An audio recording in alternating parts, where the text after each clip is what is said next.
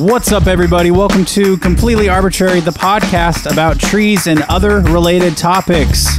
My name is Alex Crowson. I'm alongside my co-host, as always, Mr. It's me, Casey Clapp, Alex. Hi, Casey. Happy Pedal Palooza. Happy Pedal Palooza. I'm celebrating privately. Yeah, that's okay. You should celebrate on your bike, though, publicly, safely. I'll celebrate on my couch, taking a snooze. That is not celebrating Pedal Palooza, Alex. All right, I don't know if everyone knows out there. Do you know what it is? I knew it from you, but let's give some context to our listeners. Portland is a bike city extraordinaire, and every year in June, it has this great event called Pedal Palooza. Yeah. And it's put on just like grassroots. Like, I think it's Shift is the organization that kind of does it.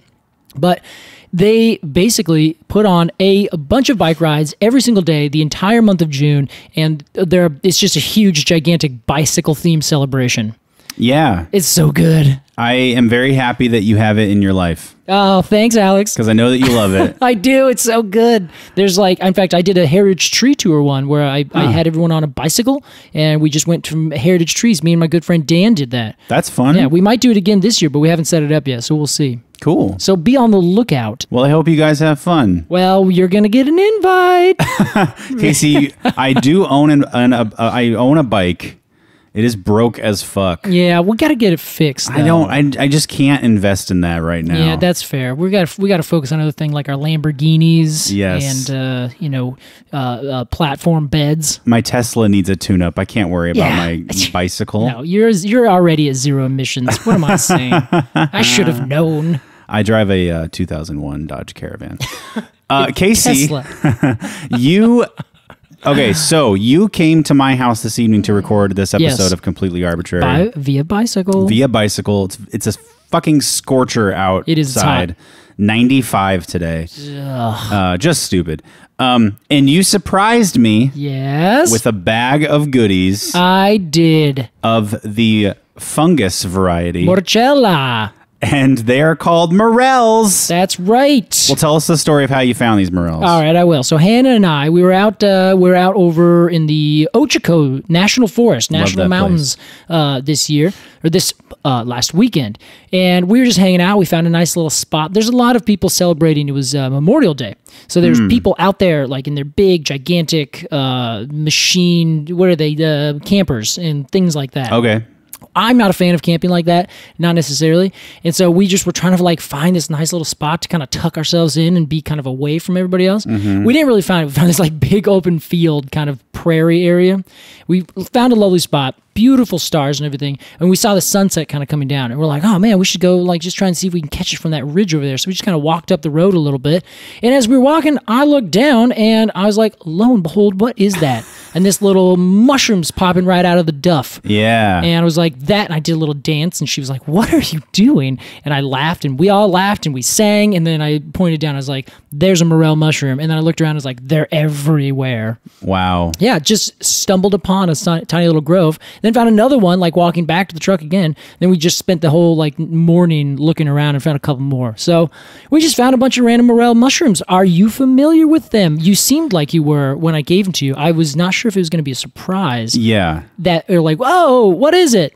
Right. I know of morels. I'm familiar with them and their renowned quality. Everybody loves a morel. They do. They're very, they're a prestigious shroom. Yeah, that's a good way to put it. I've never once eaten a morel, Casey. I didn't know that, really? Yeah, so oh my God. I'm going to be cooking these with my Lady True, and we are going to dine fine on these morels. It's such a good idea. Well, we're going to do it too. I don't think Hannah also has had one, so this is going to be very exciting. Well, look at us. Yeah. And here's the thing, though. They are a fungal associate of trees. Did you know that? I think so. Yeah, I bet you did because you're a smart fella. That's end of point.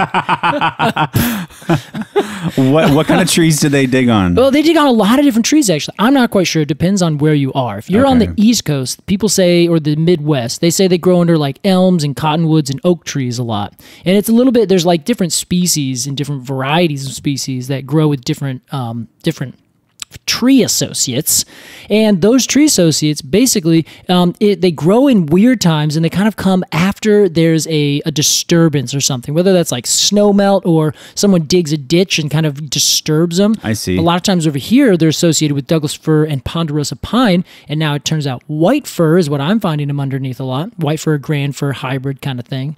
And they end up just growing, kicking it, and then something happens and they just pop up from the roots. If there's a big fire, that's when you can actually depend on them to come up, because they just litter the ground after fire. No one's quite sure why. It's somewhat unpredictable. Okay. But they see them consistently after disturbance. So the thought would be either the tree is stressed and it gives out some hormone that the mushrooms might be like, oh, something might be going wrong. Our honey pot might be going dry. Let's put out our spores and go maybe find a new location to live. Oh. Maybe. It could also be that the mushrooms just get that and they're like, well, a big disturbance came through. That way there's more likely or less likely to be other stuff on the ground. So now our spores can go out and just be free wherever they want to be. Fascinating. Yeah, no one's quite sure. I like that first one. That's like it's like an escape pod. Like, Yeah. let's get the fuck out of here. Let's get out of here. Boop, boop, boop, boop, boop, and they just splash our way. Yeah. Casey, we have a tree to discuss today that I would characterize it as gorgeous. Oh, you would. You've been looking at pictures, haven't you? I've been looking at pictures, and that's about as far as my research went. I've been so harried lately that, first of all, I didn't remember that today was Tuesday and that we're going to record. Oh, yeah. And then I didn't know what tree we were going to do. Ugh. And I had to look it up on our list. Yeah, yeah. About 30 minutes before we started recording. And here we are to talk about the Jacaranda. Jacaranda. Yeah, I usually say Jacaranda, but Yeah. I don't know which one. I guess it depends on if you're British or not. They always do the ahs instead of the as. I think in some dialects. Yeah, yes. probably. We're talking Jacaranda. I think I'm gonna say Jacaranda. You say Jacaranda. I'm going to say Jacaranda. Whoa. And we're going to have people be like, "Oh, Casey, stop. Say Jacaranda." You say tomato. I say Jacaranda. We're both we have both such a lame sense of humor that we landed on the same joke. Yeah, we did. Perfectly synced. Well, Casey, let's imagine that we are just coming from New Zealand, where we saw the kauri tree. Yep, that's right. And we are traveling to where? In South America? We're going down to South America. Well, Casey, how should we travel from New Zealand to South America? Okay, so honestly, I want to go by fishing boat. Fantastic. Yeah, but like fishing boat where it's like 6 of us and we always sing sea chanties at the end of the night. I love this. And we all stumble off the boat. We got our sea legs and we have big beards. Yeah, exactly. And we rub our eyes because can it be land? And then they're like, it is. It's South America. And the first thing we see is a big, beautiful jacaranda tree. Oh, Casey, beautiful. Describe it to us. What are we seeing, feeling, tasting, smelling? Ooh, let's go through the 5 senses. And the 6th sense, are there any ghosts involved in this tree? I think there are. This tree actually sees dead trees. That's incredible. Yeah, I like that. I appreciate how you did that. I see dead trees right now. Yeah. In this wooden apartment. It's terrifying. Now that my eyes are open to it, I'm disgusted. All right, so this is like a famous tree. If you look it up or you go to almost any tropical, subtropical city during what would be the either springtime or the like return of the rains after the dry season kind of thing, where like it would mimic what we would have here in spring, where it's like warm and wet temperatures. Okay. You will get the jacaranda tree. Now, the jacaranda tree grows in native to central South America. But it has been so widely planted all over the place that it grows, and you can't say, well, during springtime it's going to do this because it's kind of a tropical, subtropical tree.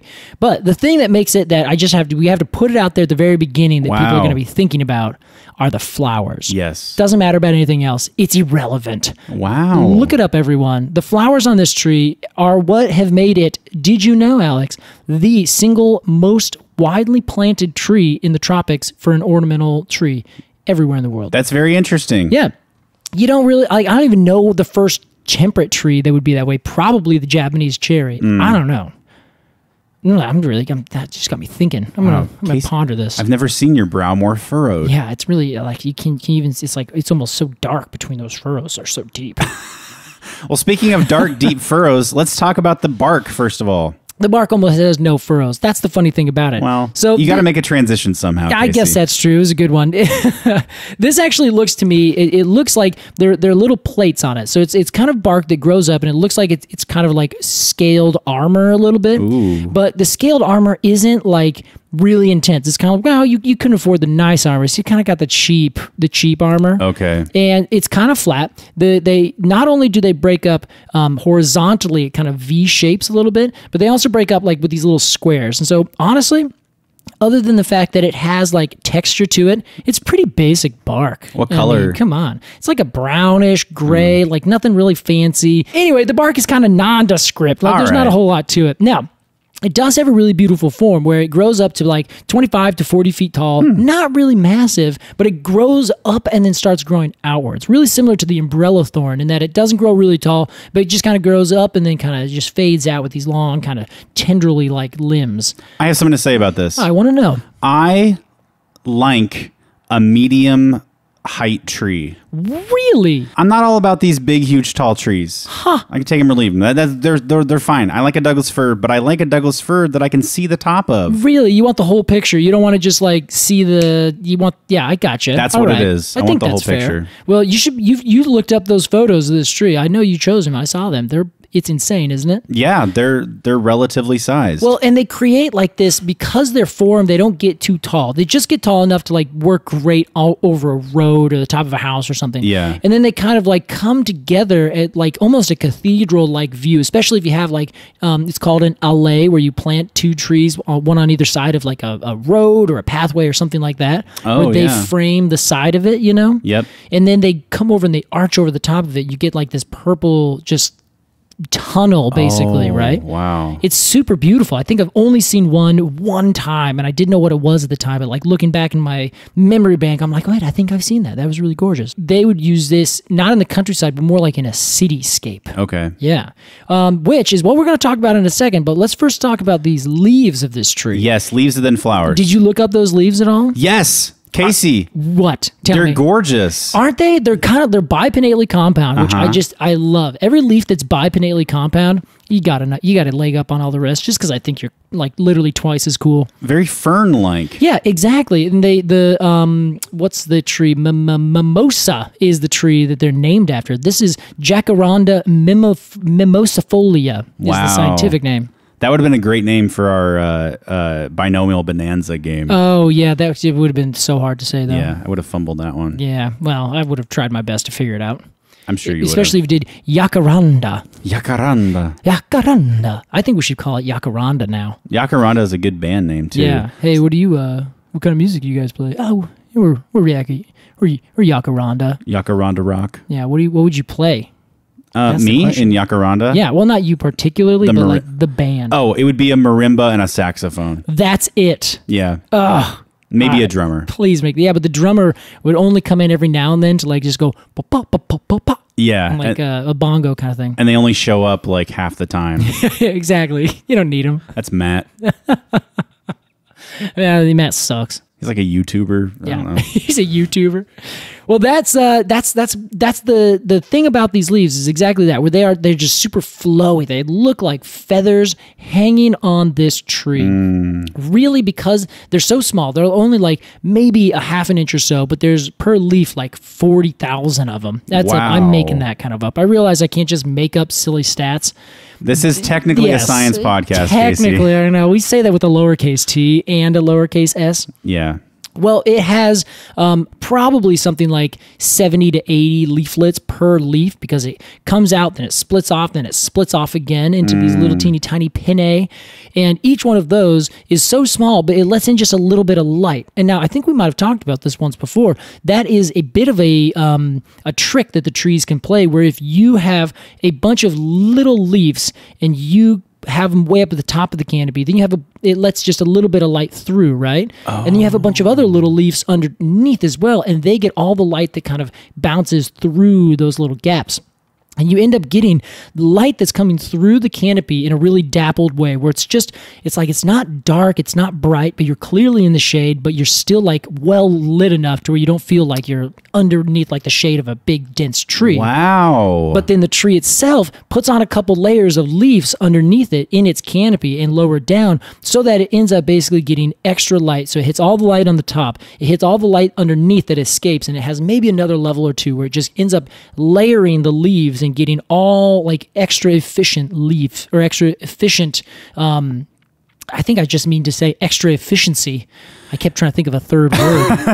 Damn it. You know, brevity is the soul of wit. Yeah, that's true. Man, I'm not very good then at being witty. You are the exception to the rule, Casey. Yes. So is this a tree's way of like, and I you might roll your eyes because as I'm trying to say this. Okay. But is this the tree's way of like getting around shade intolerance? Ooh, I don't necessarily think so. I think it would be more the tree's way of either like if you take a strategy and you want big leaves or you want little leaves. If you have big leaves, it's a lot of energy and it's also a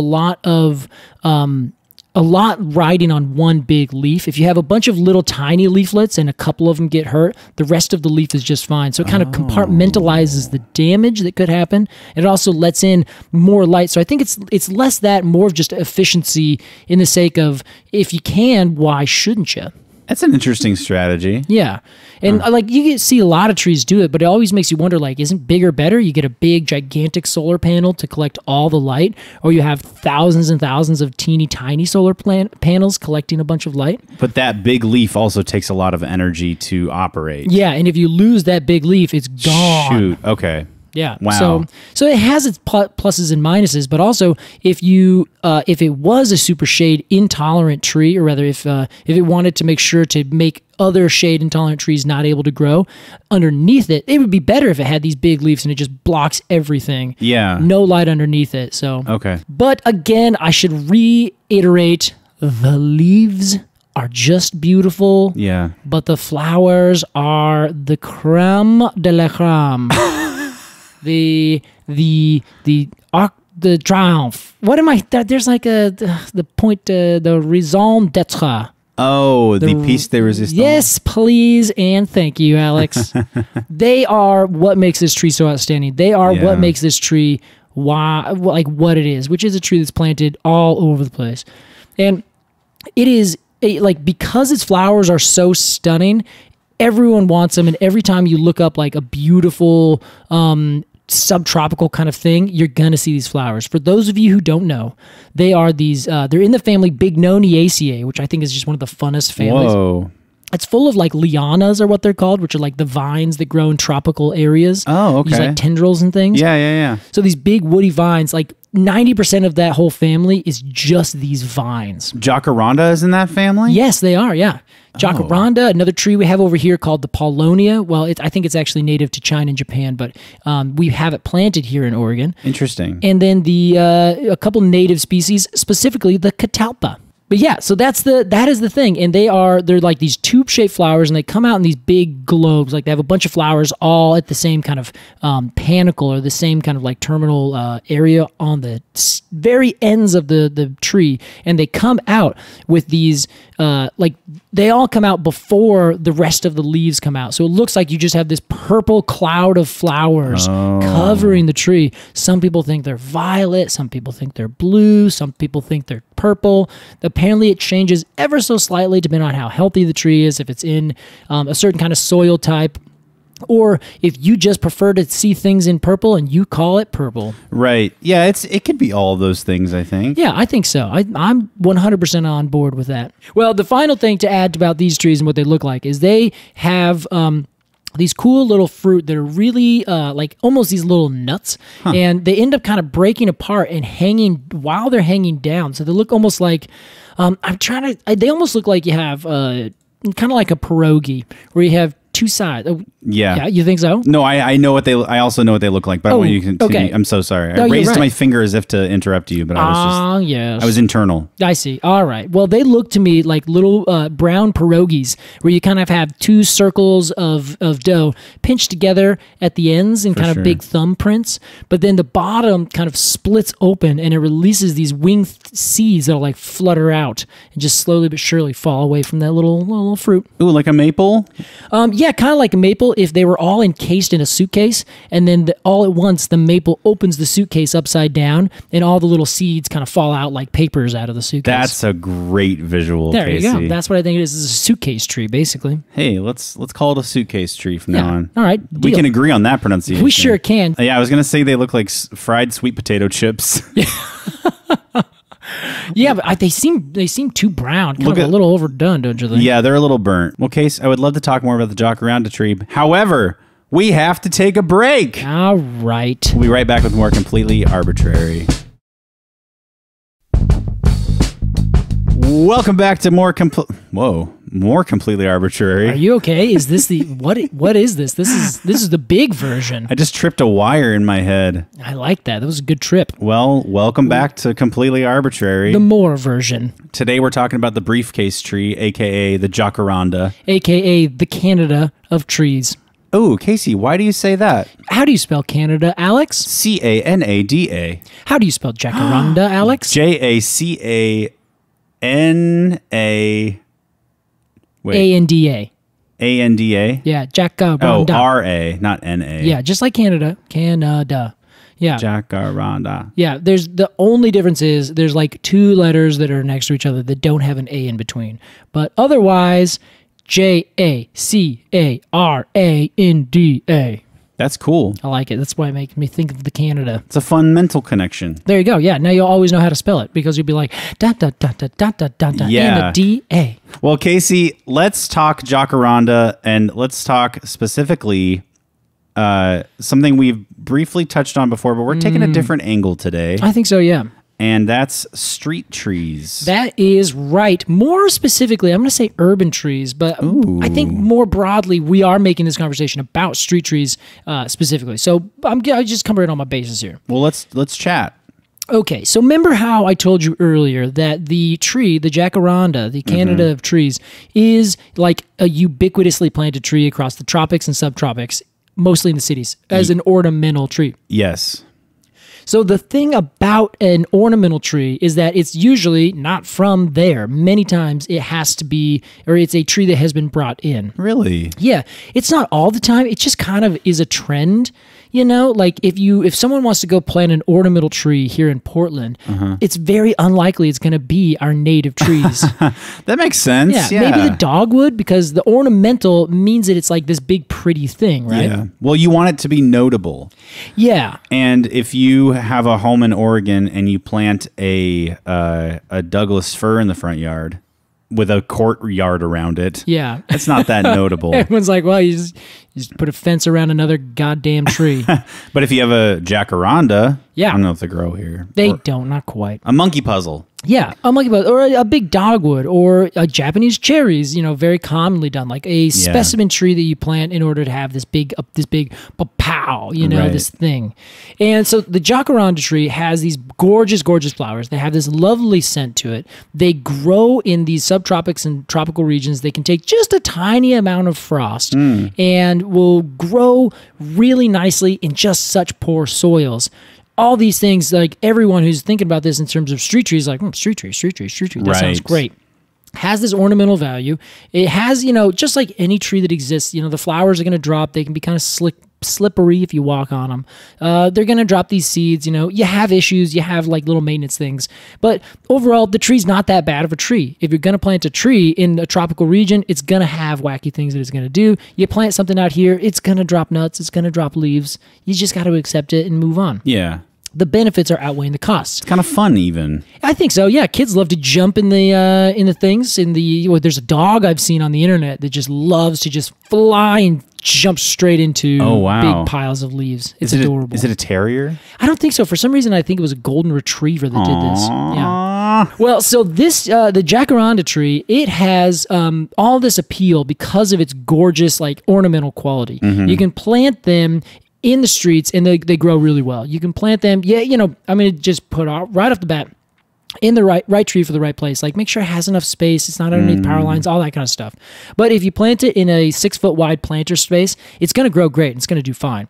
They have planted it almost literally everywhere you can think of. It's native to South Central South America. Yeah. However, it's been planted to a degree that's like people recognize it. In Italy, California, South Africa, Georgia, India, Australia, New Zealand, everywhere there's like a tropical or subtropical city, they have probably planted this tree. Wow. It's invasive in a lot of those places just because it's like the same climate. So it's like if it's going to do well in one climate that's exactly the same as the other climate, you plant it in that other climate, it's going to do well. Wait, how does that make it invasive, though? Doesn't that just make it a good grower? It does, but it's invasive if it will self-seed and then out-compete all the other plants that are around it. Oh. So there's characteristics for an invasive plant where like it makes a shit ton of seeds, and those seeds all like just grow at a ridiculous pace. I see. And then it also, there's like a couple other characteristics, but mainly they're trees that just like blast out seeds everywhere and then don't really care to like live for a long time. They're just like, wow, I'm just going to grow. And they just like, you know, just blah, blah, blah, blah, blah, all over the place. I always think it's so interesting to learn about the different strategies these trees have. Yeah, we should talk about that. Well, we will, I'm sure. Hey, that's a great Patreon episode. Right? What is it? There's, I can't remember. There's K strategists and then there's another like letter strategist, and it's basically like something that puts a lot of effort into few seeds or something that puts almost no effort into a million seeds. Oh, funny. Yeah, and they're like, well, a couple of them are going to survive. I don't care. I mean, the metaphors there, or the analogies you could draw between that and like warfare, you know? Yeah, like, totally. There's like so much fun stuff to talk about there. Yeah, that and like, but just the other strategy for anything, like growing a business, making, you know, community, talking with people, like, you know, how many friends do you have? I have 1,000 friends, but I know their first and last names and that's it. Yeah. Or you have a very few friends and you know them better than you know yourself. I wonder why I immediately jumped to warfare. Hey, I'm not a fan. I figured it was a video game thing is what I was thinking of. Because these trees have all these little, these bits to them, they're planted all over the place. And let's say in most of the places where they are not invasive, they are a stunning addition to the landscape where they have this dappled shade where it's just shady enough to be very cool and like significantly less obtrusive than sitting on a pavement in a chair with no sun or with no shade above you, just sun beating down on top of you, right? At a cafe, especially in like Georgia in the summertime, you're gonna be like, I'm gonna sit inside, thank you. Or outside in Portland right now, where it's 95 degrees, it's like everyone wants to be underneath a tree. So let's say that you're a cafe owner and you are looking for a new location. You're like, I need to start my cafe again. I need to whatever. Let's start a cafe. Okay. And you're like, I want people to sit outside and I want people to come to my cafe. What would you do? What would you be looking for? I would look for like foot traffic. I would look at like economic, what am I trying to like? How much money people make in that neighborhood? Okay, sure, yeah. Do you want? No, keep going. Okay.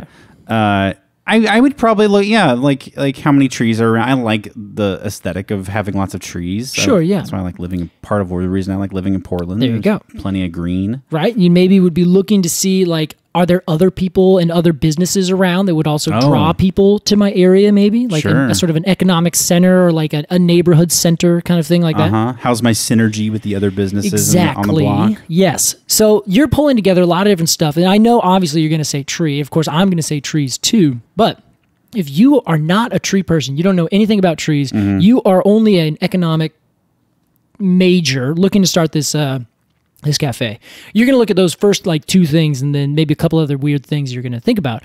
And what I am arguing here today, Alex, is that all of those things are related specifically to trees. Now we're talking. Exactly. Well, tell us how. So trees have a ridiculous amount of benefit and effect on things. So the last time we talked about street trees, we focused on like the literal physical things that they do. They have leaves that shade buildings. You don't spend as much on air conditioning. They have Big leaves and big canopies that grab stormwater. You spend less money as a city to manage your stormwater, et cetera, et cetera. Yep.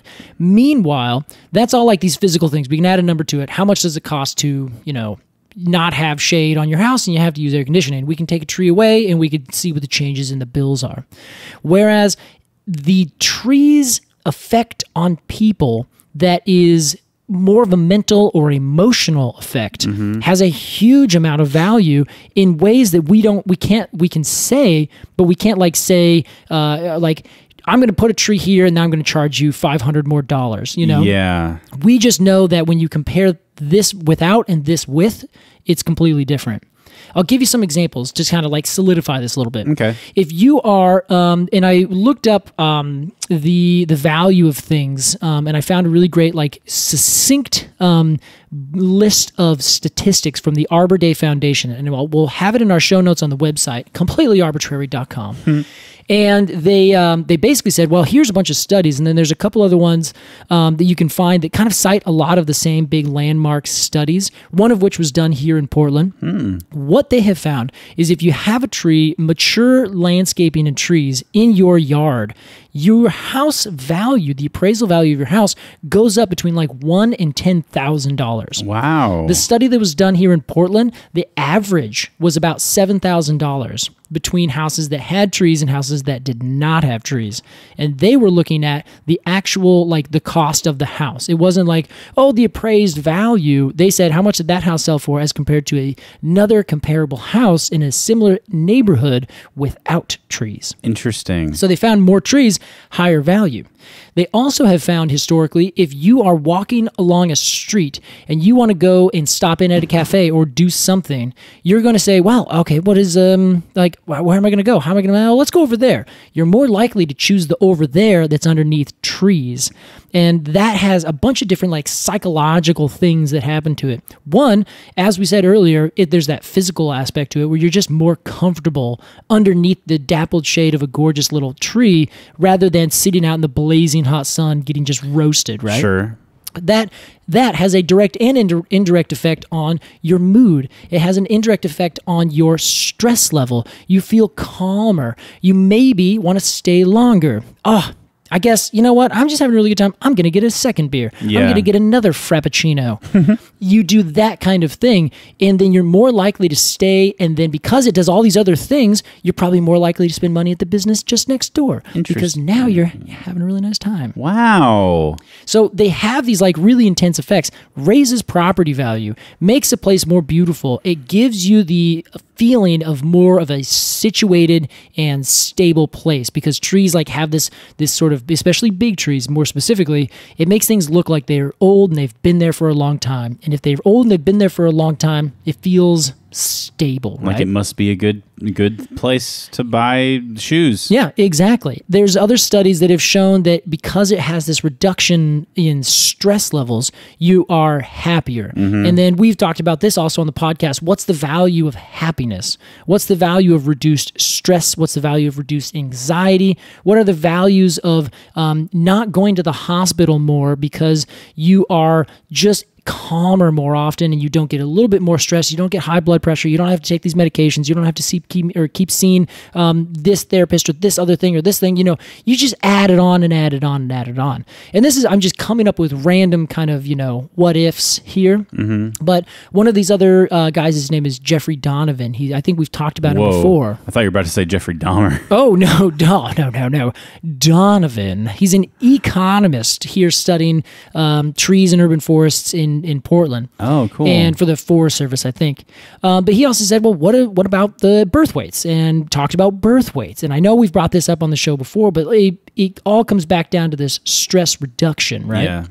So if these trees are so gorgeous and beautiful that you want people, they draw people there. The Japanese cherries in downtown in Washington, D.C., literally anywhere else in the world, draws hundreds of thousands of people. So if your business is right next to those trees, then you are probably going to get a little boost in business if you have these big, gorgeous, beautiful trees that people can sit under, can relax under, can have their pictures taken underneath, all these things. The Jacaranda tree does this in spades. Wow. Imagine earlier we were talking about those big allays. So if you were, let's say, right, you live over here in Northeast Portland. Imagine a street that's close by, or one that's not. 28th Avenue. There's the one in Portland. It has all these 23rd Avenue in Northwest. It has all these businesses lined up on either side. Yeah. Imagine in the springtime there were these big, just clouds and blossoms all throughout, like for blocks and blocks and blocks in every direction of these just big purple trees. And people want to go out and hang out underneath them. Yeah. They want to see that. They want to be involved with it. And they want to drink at your establishment. They want to get your sandwich. They're going to ice cream right here.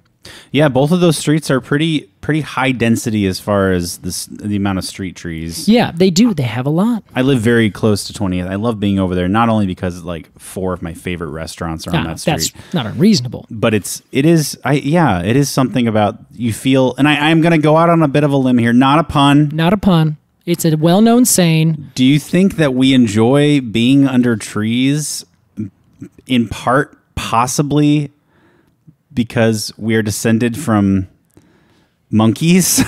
That's a theory. Like, people have brought this up. Yeah. Because of our arboreal ancestry, we almost are drawn to trees. Yeah. You know? But it also could just be that it's a more comforting thing because of that stability, you know, where it's like, I just kind of like sitting under this tree. You know, I feel kind of safe, you know? You know, like cats like to jump in boxes. I think humans kind of like to do that too. Yeah, it's like being, I mean, if we want to take it back even further, or I guess not as far, sitting in a cave. Yes. Like something over your head, a roof over your head. A tree is a roof over your head just in a way. Something that creates a little bit of an enclosure. Even if it is like a landscape architect would take this and think it doesn't have to be a literal actual enclosure. We can just add these elements that make it feel like it's an enclosed space. A tree's a perfect example. And when you look up, clearly you can see through the branches. Like there's that dappled sunlight. Like you're not locked in, right? Yeah. But you're onto something there, and other people have made those same conclusions. It's extremely hard to prove. Like you can just say, probably, maybe, we don't know. It's all like psychology or psychological, and then there's always going to be exceptions where there's people who are like, no, I just really want to be out in the middle open. Like I want to live and sit in my prairie. I don't want any trees around me.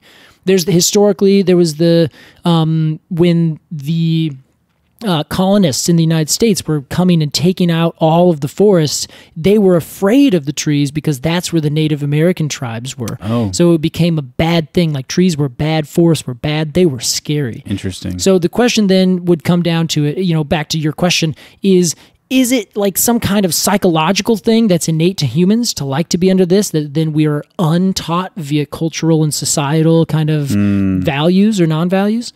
Who knows? So it makes it really difficult to prove, I guess is what I'm saying. But a lot of people have had that thought. They're like, it makes sense. Yeah, it does make sense. And other than that, like other people have said, okay, let's just take that off the table and just say what's happening right now. And some people are like, well, it sends out different kinds of I always mess this one up. Organic volatile compounds, VOCs. And basically it's like when you break the leaf on a really smelly tree, you're like, oh wow, like you get that big blast of scent. That's the same thing, this organic compound that's now volatilizing, becoming more of a scent. And so trees will send that off for whatever reason. Maybe it's just what it's like. Maybe the sound of the wind blowing through the leaves is a little bit more comforting. Maybe it's like white noise. Yeah, precisely. And then also you just get that dappled sunlight. Someone told me at a nursery once that we were talking about the Norway maple. And I remember this specifically, that she said, oh, the Norway maple is one of the best trees to plant next to your house. Not because it would let in or shade the house. She said that if you're doing, I'm not sure if it was yoga or meditation, but the amount of dappledness that those trees, those leaves on those trees specifically provide is the exact right amount that you need to like put yourself in a perfect meditative state. Not too much light, not enough light, just moving around enough to like let in just the right amount of little shadows and light movement, that kind of thing. Interesting. I don't know. I've never actually found anything else that said that. But yeah, that sounds like a 70% completely arbitrary sort of fun fact. We need that stamp. Well, Casey, I think this is a perfect time to go into our review. All right. Of the Jacaranda tree. I think we should.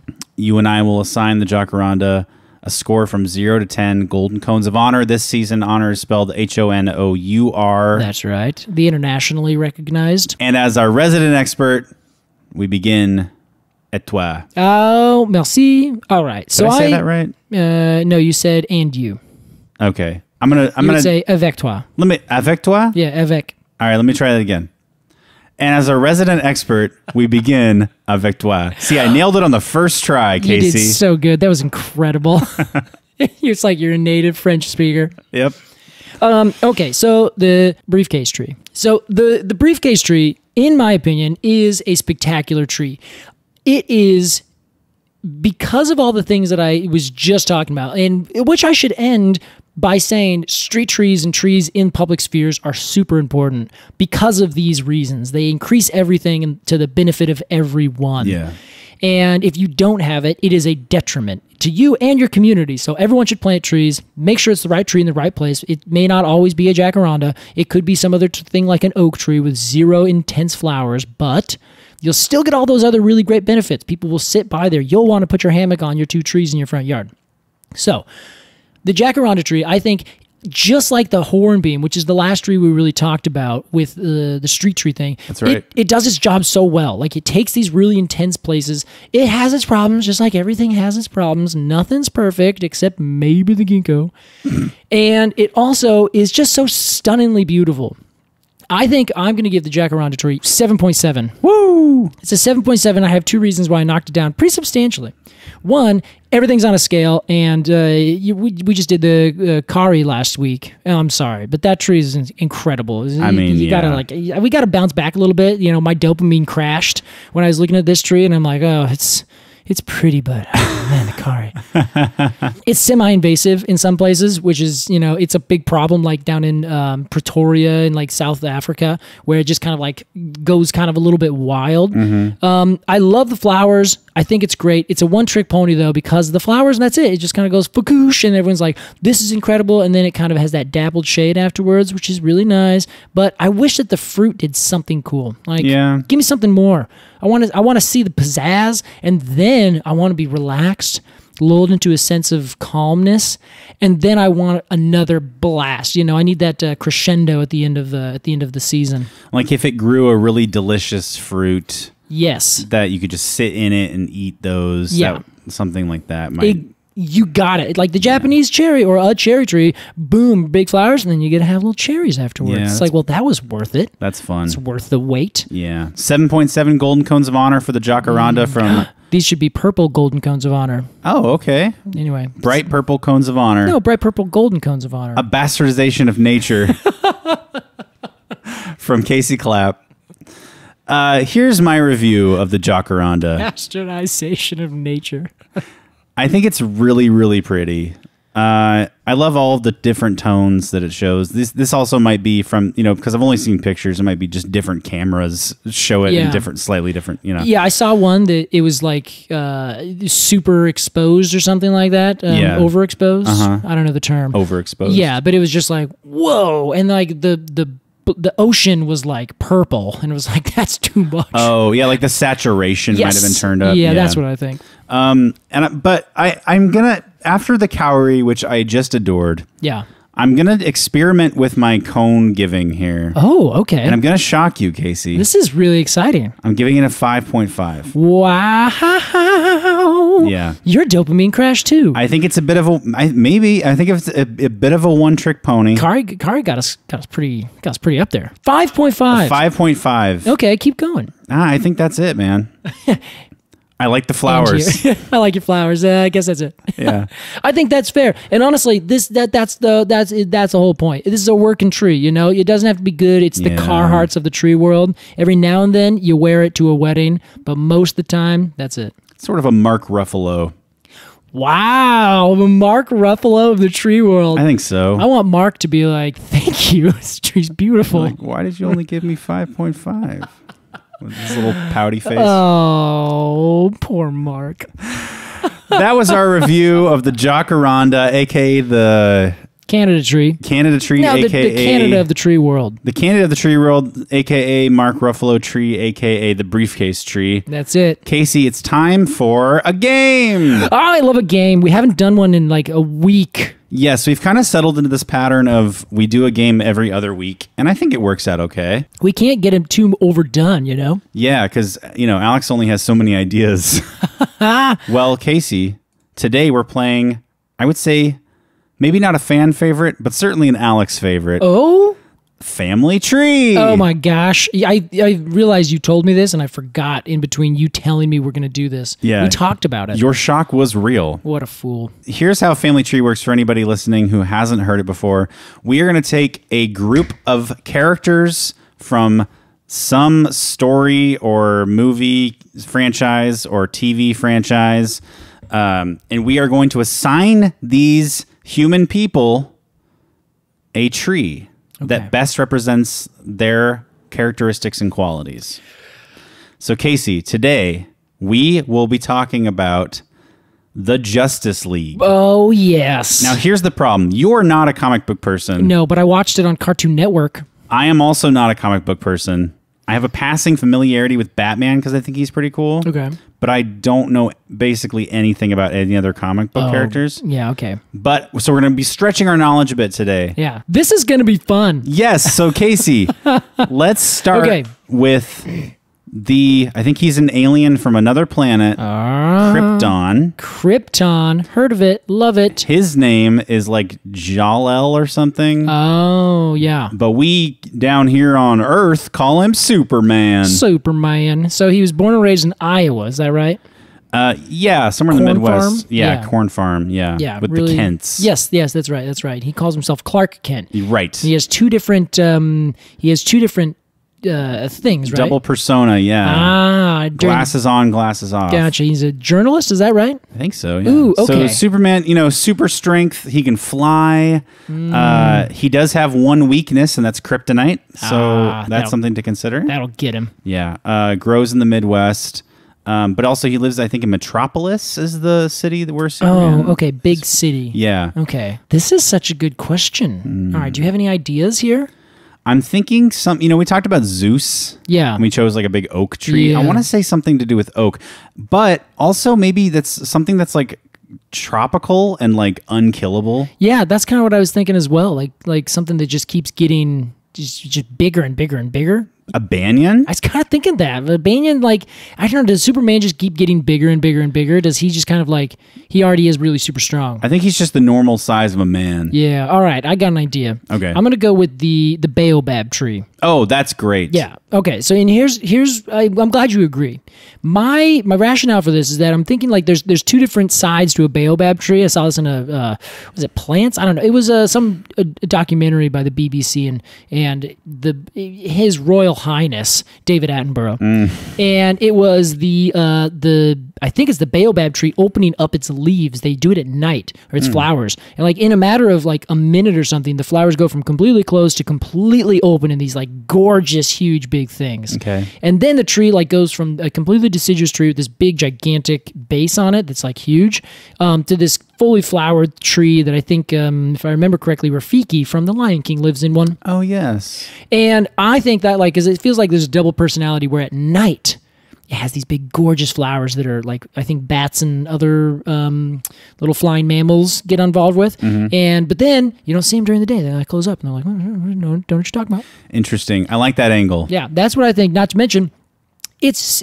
singularly huge. You can't kill it because it lives in the deserts of what is that big island out in the east in Africa? Madagascar. Thank you. You're welcome. And so they're just these big, massive trees. You can't kill them. They're super huge. They're super powerful. Obviously, their one kryptonite would be saws. Every tree's got that one.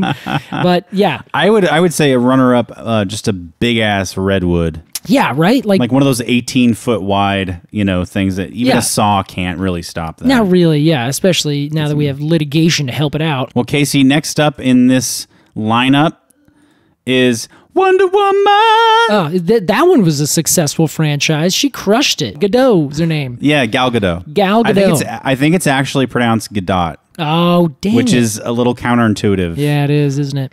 But I know so little about Wonder Woman, but I know that she's strong and she deflects bullets with her bracers.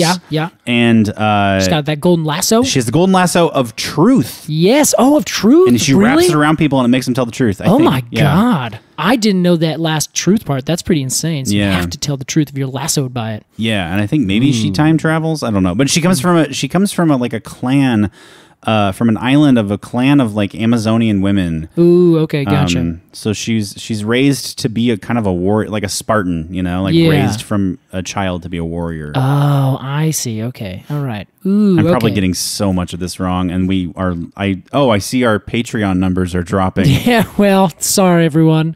Send us your emails. Oh, right. So I'm seeing like super powerful. Honestly, I'm just thinking of the Greek gods now, and I'm just thinking of Artemis. Yeah, I mean, I think that's a pretty fair relation. Yeah, there or comparison. Yeah. So I'm really digging the golden lasso of truth. I love that idea. And I also picture like a weeping willow where like, you get wrapped up by one of the weeping, that's weeping fun. bits and you're like, I have to tell the truth. Yeah. Yeah, because they're also kind of golden in color, so it helps a little bit there. Athena. Not Artemis. Well, you like Artemis, but... I do. Artemis is super badass. I think the Athena comparison's a little closer. Yeah, I think you're probably right. I think that's true. More of a sword and board type, Ooh, okay. All right. Okay. I like the Weeping Willow. You like the Weeping Willow? That's great. All right. Because I'm thinking I would just want something more powerful because I don't think of Weeping Willows as powerful necessarily. Yeah. And that's what I'm really like angling towards. Like I want something that's big and just you can't mess with it and it's out in the middle of nowhere and it'll still lasso you if it wants. Well, how about something that grows in the Amazon? She is an Amazonian after all. Right? That sounds great. So that would be, I don't know, I'm trying to think of like some other tree that like has aerial roots, but all I can think of is another fig tree that'll, wrap you up and then, kill you. A banyan? Yeah, it could be a banyan. I think she's a banyan. She could be a banyan. Big, tough, just completely dominates everything around her. And those aerial roots are much like lassos. Yeah, they are. And I think you can actually move them. Like they actually hang down. It's got to be the banyan. I think we're gonna go with the banyan tree. All right, that sounds good. Wonder Woman, banyan tree. Ah, Wonder Woman, you're such a badass. Casey, the next we have. If I had to have any fondness for a superhero, it may be this one. All right, it's Batman. Batman. I like Batman a lot. The Batman. Yeah, the Batman. All yeah, right. if you want to be like cool and origin story-ish. I am. They always do that in origin stories. They'll be like, "Did you saw the Spider-Man?" It's like, I see what you guys are doing. I see. Yeah, because you're like, yeah, I see. It's not colloquial. Yet. Yeah, I it's not a household name. They haven't dropped the. It's like the Facebook. Exactly. Good times. The Arbortrary pod. The completely arbitrary. We're still there. Original fans call it the completely arbitrary. Yeah, you OGs. Okay, all right. So this is Batman. Do you want to hear a little bit about Batman? Yes, tell as me. Much as I know. Yeah. He's from Gotham. He's like a playboy billionaire from Gotham. Okay. Lost his parents. He is a detective. That's Batman's big thing. Okay. He's like a super detective. He doesn't have any actual superpowers, but he has enough money to make it seem like he does. Okay. There you go. Now that's an American superhero if I've ever heard of one. Bit of an Elon Musk. Okay, all right. Yeah. All right, this makes me feel good. He wears all black. All black, that's right. All black all the time. Hardcore. He likes bats. Yeah, he's pretty... Yeah. Hey, maybe that's something. That's something to do with nature. I was thinking about it. Like that crossed my mind. Okay. Crossed my mind, it sure did. How about maybe... Yeah. I think when we talked about Hades Uh-huh. for the other one, it was Hades ended up being mycorrhizal fungi. Oh, yeah. What if Batman was a fungus? Oh, it feels I'm not convinced. Okay. Like it feels like fungus feels to me like they're so underground, I guess, but I guess he kind of is. Batman is like, Christ hung out with like sex workers and drunks. Yeah, allegedly, yeah. And that's right. Batman, Casey, the look on Casey's face right now is so fascinating What and do you complex. mean? I had to put all that together and be like, well, who did we just offend There's now? like 15 different emotions across your face. That was awesome. Well put. But Batman, Batman, he fights crime in the underbelly, and then during the day he goes and hangs out with the billionaires. Yeah, up in his billionaire class. Looks out the window brooding. Okay, all right. We got to come up with something here. I like the fungus. I'm not against that. I'm not against that, but I'm trying to think of a tree, and I want it to be a black tree. Like, that's all I'm picturing right now is just a dark tree that fights things. And it, to me, makes it a big tree that has to be like wide spreading, big enough that bats would like hang out into it or in it and around it, and a tree that like has tendrils all over the place. Have we said the Canyon live oak yet for one of these things? No. All right, I think I want to do that one because the Canyon live oak is also a big, powerful tree because if I remember correctly, Batman's also, he's pretty strong. He's done his judo work, Yeah, he's a martial artist. Yeah. Yeah. And so these trees they're hugely strong, massive trees. They grow in like the wackiest places, like off the sides of, they're like the classic southern tree that grows out, has all the moss hanging on it. I know we've probably talked about it once or twice before. That tree, I think, is good because it's big and it comes down and it reaches out. And I imagine these branches, especially on the big ones, like these big long hands, like arms that kind of come out almost like an octopus and then go grab over on something else.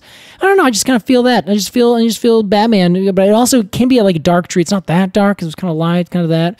Ooh, but I know they do get big enough and they start to decay in the inside, and bats live in there because there's a lot of bats in the Southwest. I think that works just fine, Casey. All right, let's go with that. I think that's great. Casey, let's do just one more. Let's do it. And it's the fastest of the Justice League. Oh. The Flash. The Flash himself. I know one thing about the Flash. All right. What is it? He is fast. Fast as hell. So we are going with an invasive species here, right? I was going to say that. I also have another idea that's going to be very controversial. Okay. I was going to think bamboo is the first thing that came to my brain. Oh, that's great. Because it grows really fast, and then it flowers once and it dies. Did you know this about bamboo? If you have, bamboo will grow, and then it will flower. Every single one of the species in the entire world will flower at the same time, and then they all die. Wow. Yeah. There's lots of different species, but like you have a big bamboo, it's been growing for like 80 years. Yeah. It flowers, dies. No kidding. Yeah, I believe that's correct. It's a bit of a bumblebee scenario. It is? You sting, you die. Oh, yeah, I see. Yeah, exactly. Once you hit your crescendo, your raison d'etre. Wow. Raison d'etre. Well, that was Family Tree. Justice League edition. Casey, it's time for a completely arbitrary Q&A. Yes, let's get it done. And this week, we have an accidentally relevant email. Hey, that's how all of my emails are. This question is from Lindsay Rhine. Lindsay writes, hello, Lindsay. While you're on your world tour reading this email, says Lindsay, I've got a question for you. You talk a lot about European and Asian trees being brought to the U.S. for ornamental or food reasons. Are there any native U.S. trees that were introduced in other parts of the world for food or their ornamental value? And have any of them become invasive in different parts of the world? Your fungal associate, Lindsay Ryan. Lindsay, great question. Great question. The Jacaranda tree. Perfect example. Is a U.S. tree? Oh, I guess it's not technically. We need a native U.S. tree that grows that is planted and it is invasive in other parts of the world. Oh, that's so hard. Like in Japan, are they like, look at this beautiful Douglas fir. They're like, we hate this thing. Wow, that's amazing. It's so foreign. Yeah, there is, in fact, I think that the either the Douglas fir, maybe the Sitka spruce is like that over in England. Okay. I guess I don't know because I haven't gone out and explored and heard people be like, I hate this tree because of this. So I really don't know. I can't give you a good answer. Okay. The fact is, yes, that's 100% the case. I'm sure of it. I just don't know which ones. Great. Because every tree, if it does well over here and you plant it in almost the same exact conditions, but it does not have any of those natural checks, whether the temperature or a native insect or something like that, then they're going to inevitably, there's going to be one that does it. I don't know which. Given the right circumstances and set of, the right vibe, could any tree be invasive? Potentially, yeah. I think it would be... For some, it's a lot harder. So remember how we were talking earlier about the different strategies that trees take?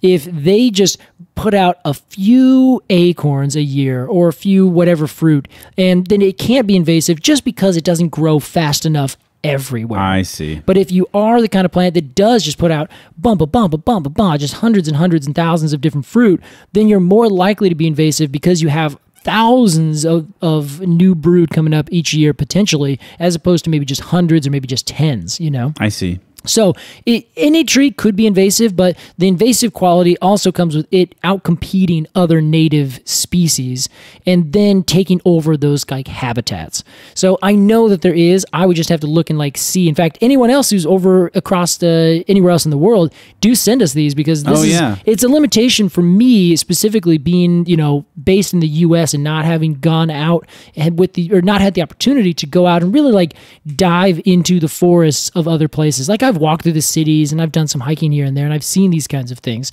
but not enough to be like, what are the issues and problems with your, forestry system or your horticulture system? I know they're there, and I've heard little bits here and there, like where someone say, "Oh yeah, that tree sucks. It's super invasive." I'm like, "Well, not over here. Like, it's not a big problem. Maybe over there, like barberry in the Northeast, huge problem. Over here, nothing. Like, it's barely. I mean, it's just a huge problem because we plant it in dumb planter strips." You know what we should do, Casey? If you are listening to this and you are from Germany or Ghana or Mongolia, and you are saying to yourself, "Oh my God, right down the street, there's a bunch of these trees from the U.S. that are like taking over the entire block," please send us a photo and an email. At arbortrarypod@gmail.com. And we'll make like we'll make a post about it. Yeah, most definitely. Like, well, if we get a bunch, and I'll do some research here, and hopefully we'll give a little bit of an update in the next episode or two. Ooh, how exciting! How fun! This stumper of a question turned into a series of things happening. This is gonna be exciting. I love looking up trees. Yeah, I know this about you, Casey. Lindsay, thank you so much for your question. If you have a question about trees, email us at arbortrarypod@gmail.com. Follow us on Instagram at arbortrarypod. That's ARBORTRARY. Another Canada word, Casey. You're so good. It is. It totally is. If you want to support the podcast, check out our Patreon, patreon.com/arbortrarypod. Casey. Alex. A pleasure as always, my friend. As always. Is that a left-handed handshake from afar? I did an air shake. And I refused. Thank you so much for listening to Completely Arbortrary. We'll see you next time. Bye. Goodbye. Goodbye. Goodbye.